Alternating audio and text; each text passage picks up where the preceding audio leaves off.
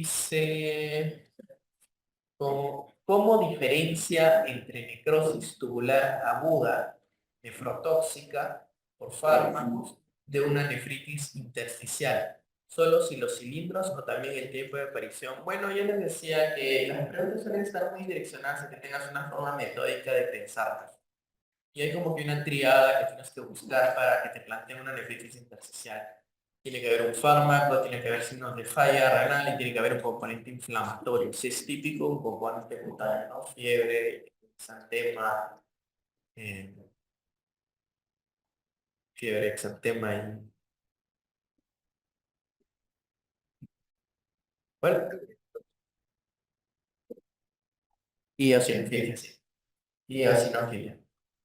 Entonces, típicamente las preguntas te van a pedir que tengas esa lógica para tratar de plantearlo como nefritis intersticial. Mientras que en las preguntas que son por nefrotóxicos va a haber una cosa en particular. Si se han puesto a revisar las preguntas de falla renal aguda, se van a dar cuenta que la nefritis intersticial aguda está siempre, es casi siempre está como opción, pero no lo está, pero no es la respuesta, menos que se dé esa triada. ¿Sí? Y, y eso es lo importante. Y en cambio, cuando quieren que lo que tú marques es una lesión nefrotóxica, sí te van a dar el fármaco, porque es nefrotóxico. Pero te van a dar el antecedente principalmente relacionado a la falla renal. No van a desarrollar el tema de los mecanismos inflamatorios para nada. Básicamente habría que plantearlas, buscarlo como triada para intersticial y para el tubular, buscar que te estén planteando o la historia de un isquémico, o sea, un prerrenal que cronológicamente evoluciona a isquémico, o de un fármaco con daño directo. Que generalmente lo que preguntas que son banco o medios de contraste. Y te van a pedir esa evidencia, que para ellos esa evidencia pero no es frecuente, que es la presencia de la cilindruria, ¿no? Aquí típicamente los cilindros granulosos. Entonces te van a comenzar a hacer, yo lo que les recomiendo es que cuando tenga dudas, armen esas tablas, tanto para síndrome nefrótico como nefrítico, como para intersticial contra tubular, armen tablas, se pongas un punto para esto, un punto para esto, un punto para esto, un punto para esto, un punto para esto, un punto para esto, y el que tenga más, eso es lo que quieren que tú marques. Dice, buenas noches, doctor. ¿Podría explicar nuevamente cómo el polietilenglicol produce hipocalemia? Ah, bueno, el polietilenglicol se utiliza como laxante. Más, solamente los hospitales dan macrobol, eso es polietilenglicol. Que se utiliza como laxante para preparar a los pacientes para endoscopía. Y a veces se utiliza directamente solamente para ayudarlos a evacuar. Y el problema de los laxantes es que aumentan las pérdidas gastrointestinales. Entonces, con las pérdidas gastrointestinales se pierden sustancias que hay mucho en el tejido gastrointestinal, como los electrolitos, como el potasio y como el bicarbonato. Ya vemos que todas estas cosas, bicarbonato, potasio, que van juntas, siempre tienden a lo mismo. Hipocalemia, alcalosis metabólica, van juntas. Entonces, por ahí es un mecanismo. La pérdida de potasio gastrointestinal, la pérdida de carbonato gastrointestinal. Y por otro lado, el otro mecanismo es el de contracción de volumen. Porque la contracción de volumen siempre activa el sistema renin-angiotensina aldosterona. Y lo que va a hacer es que al aumentar la aldosterona va a aumentar las pérdidas renales de potasio. Tenemos también adicionalmente cómo diferencia necrosis. Doc, para diferenciar a un SIAP de un síndrome pierdesal, deberíamos darnos cuenta de la homogeneidad plasmática para decidir entre los dos. Y hay varios componentes. Y yo les diría que tienen que tener en cuenta tres cosas para diferenciar tres de los síndromes neurológicos renales. Así no se llaman. Pero me realizan por esas dos cosas. Que son el SIAP, la diabetes insípida y el síndrome pierdesal. En el SIAC se secreta mucha antidiurética. En la diabetes insípida o hay una hiposecreción antidiurética o una hiporrespuesta renal. Son sea central o nefral. Y en el síndrome pierdesal, que no está bien descrito, hay historia de TEC con aumento de péptidos natriuréticos, por lo que hay una natriuresis severa. Entonces, ¿qué cosas tienen que tener en cuenta? Tres cosas. El volumen de orina, poliuria. De esos tres, uno no produce poliuria. que es la esencial, porque el SIAD se llama secreción de hormona antidiurética, entonces lo que tenemos presente es antidiuresis. Tanto la diabetes insípida como el síndrome de Piedestal son poliúricos, no el SIAD, o sea, no es poliúrico. Otro, la natremia. Los que son, tanto en la secreción de hormona, perdón, tanto en la diabetes insípida como en el pierdesal, como son poliúricos, pueden tender a la hipernatremia, porque van a perder harto agua, van a deshidratar al paciente. ¿Ya? Mientras que el ASIAT suele tendrá la hiponatremia. Y lo otro es la osmolaridad urinaria. El que más concentra la orina es de la antidiurética, el que tiene concentraciones más altas, generalmente más de 800, no los otros. Entonces tienen que jugarse con esas tres opciones para ir discriminando entre cuál es uno y cuál es otro. Eh, La diuresis osmótica es causante de hiponatremia o hipernatremia. Bueno, eso justo lo comentamos en intermedio. Es mecanismo de ambas patologías. ¿Por qué? Porque diuresis osmótica, que significa que el mecanismo de la diuresis es por un agente osmótico. Y hay dos tipos de agentes osmóticos, hay dos grupos de agentes osmóticos. Los basados en sodio, la natriuresis, y los no basados en sodio, como el caso típico de la hiperglicemia, ¿no? Paciente diabético, no con diabetes insípida, paciente diabético tiene glucosuria y la glucosa es osmótica, por eso produce poliuria. Entonces, las diuresis osmóticas por hiponatremia, perdón, por natriuria, producen hiponatremia, porque pierden principalmente sodio, ese es un mecanismo. Mientras que las diuresis osmóticas, que no son por mecanismos natriuréticos, lo que hacen es perder agua libre. Entonces, hemoconcentra, producen hipernatremia. Doctor, ¿podría volver a explicar sobre la relación de la... Ya, bueno, esto lo que acaba de explicar antes. Gracias de antemano, la respuesta sí me pone paciente súper deshidratada, con sodio 106.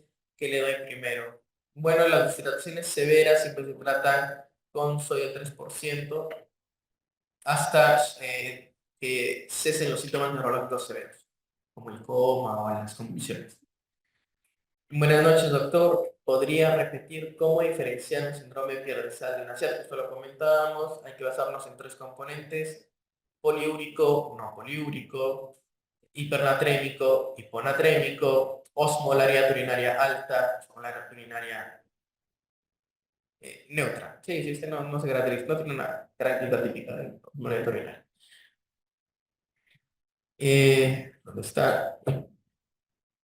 Doctor, buenas noches. Para el examen, ¿cuál es el valor normal de osmolaridad en orina y en sérico?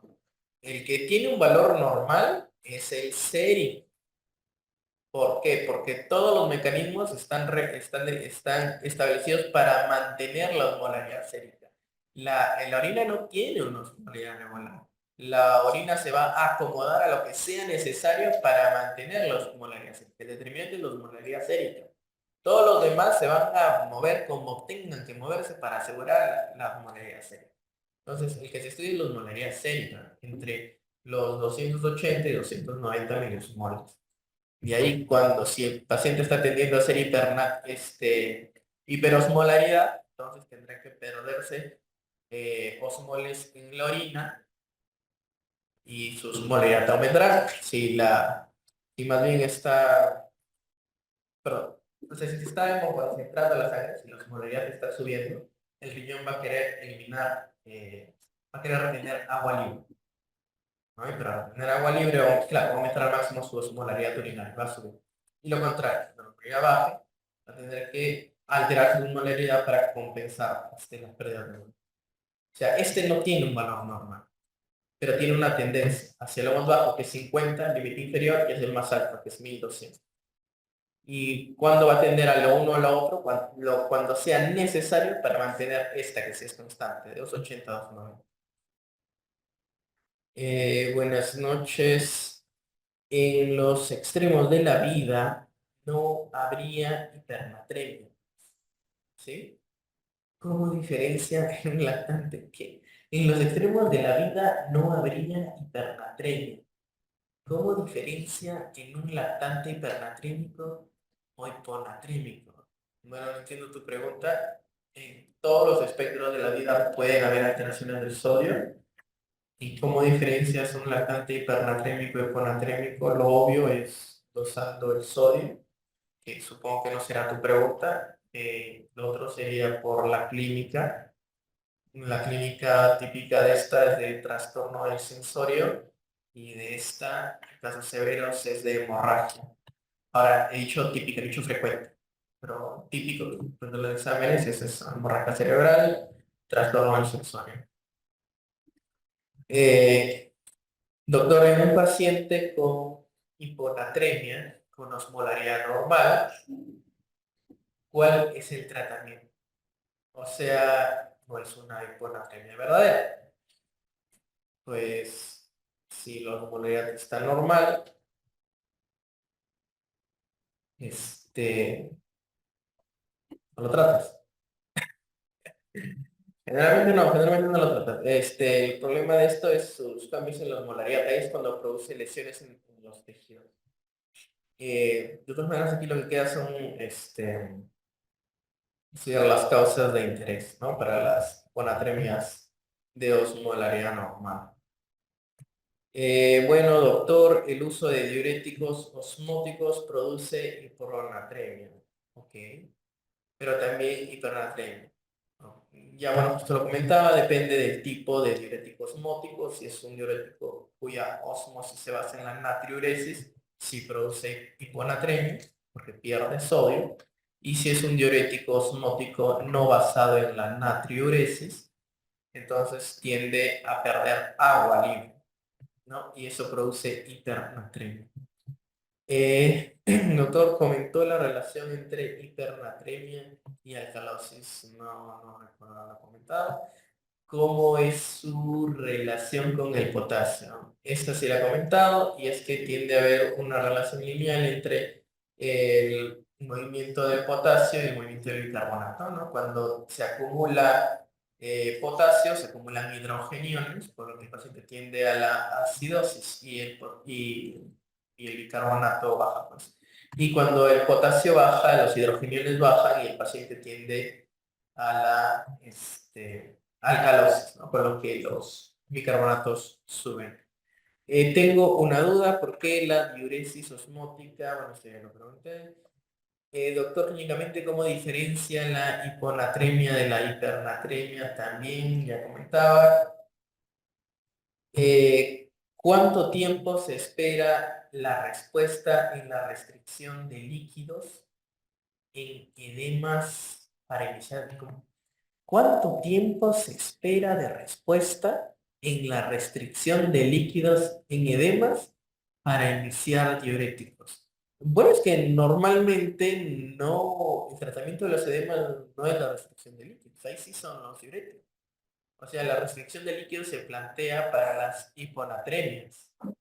No es por los edemas, ¿no? Si el paciente está sobrecargado, tienes que descargarlo, se acabó. O sea, esto de restricción de líquidos no es parte del tratamiento, no es el tratamiento, es parte del tratamiento, sí. Ya. Cuando el paciente está sobrecargado, disminuyes aportes, aumentas pérdidas. Esto es disminuir aportes, esto es aumentar pérdidas. Pero esta, como indicación terapéutica, está para el manejo de las hiponatremias, no de los edemas.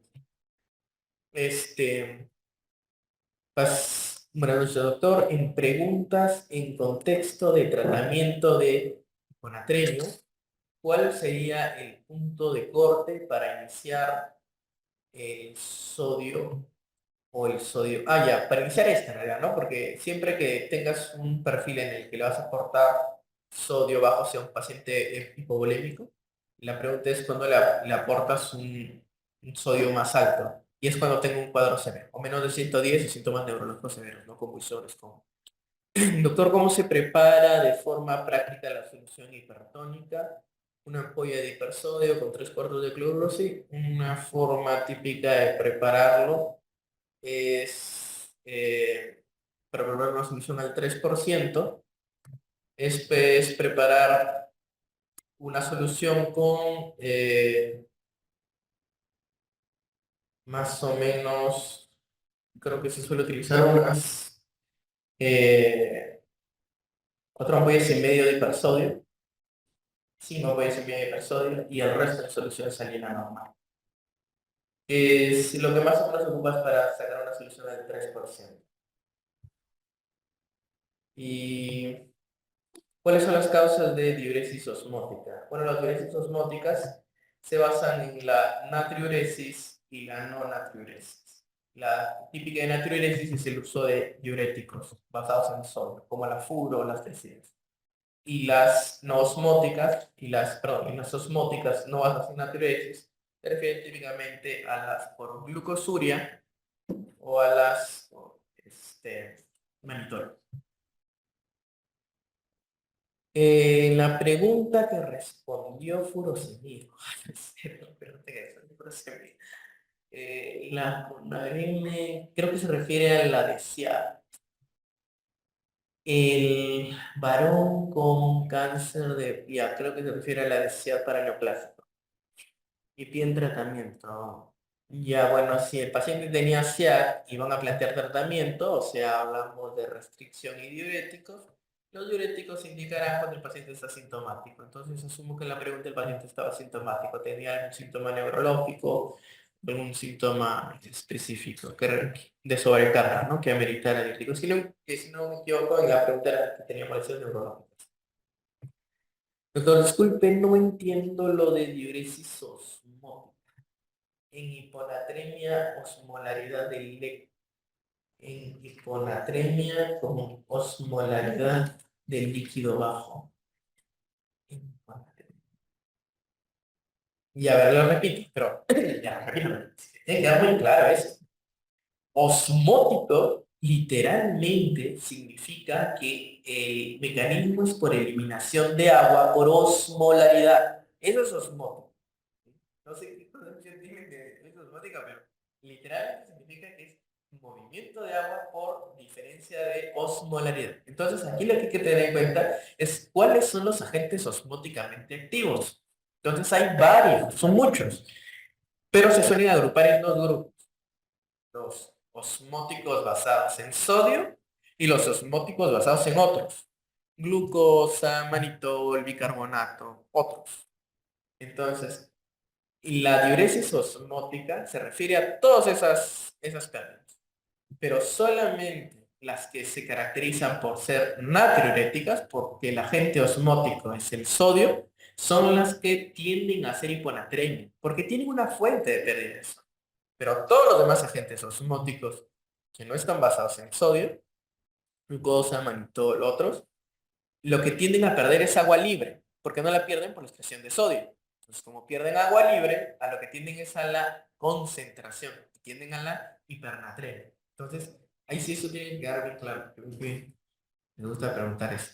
¿En qué parte, en una parte menciona que cuando hay pérdidas líquidas hay hipernatremia, pero en este caso es al revés? Sí, ya lo mencionaba, es literalmente por el tipo de mecanismo osmótico. Sí, porque las pérdidas de volumen dan ambas cosas, hipernatremia como hiponatremia. ¿De qué depende? De la proporción. Si es una pérdida de volumen con proporción alta de sodio o una pérdida de volumen con proporción baja de sodio.